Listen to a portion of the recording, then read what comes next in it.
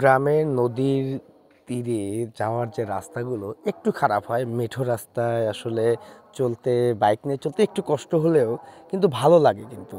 আপনারা যখন এই যে আমি যখন নদীর তীরে যাচ্ছি, এখন আমি নৌকা দিয়ে পার হব, তো নদীর তীরে যাওয়ার এই রাস্তাটা একটু খারাপ, মানে বর্ষার দিনে খুবই খারাপ থাকে।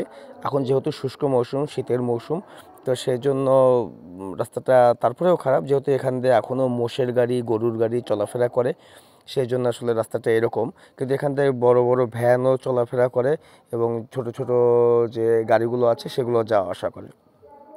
আর সাধারণত নদীর তীরে যাওয়ার রাস্তাগুলো এরকমই হয়ে থাকে। দেখা যায় যে একদম ফুল যখন শুকনো মৌসুম চলে আসে তখন একদম বালি দিয়ে পরিপূর্ণ হয়ে যায়। যখন কোনো ট্রাক কিংবা ছোট জিনিস যায় তখন আসলে প্রচুর বালি হয়। কিন্তু যেহেতু এখানে ট্রাক পার হওয়ার কোনো সিস্টেম নাই, এখানে নৌকা দিয়ে ছোট ভ্যান, তারপরে বাইক, এইসব সাধারণত জিনিসগুলোই পার হয়। আমি নদীর তীরে চলে আসলাম। এই যে নদী এখন পার হব, নৌকা যেহেতু এখানে নয়, ওপারে আছে।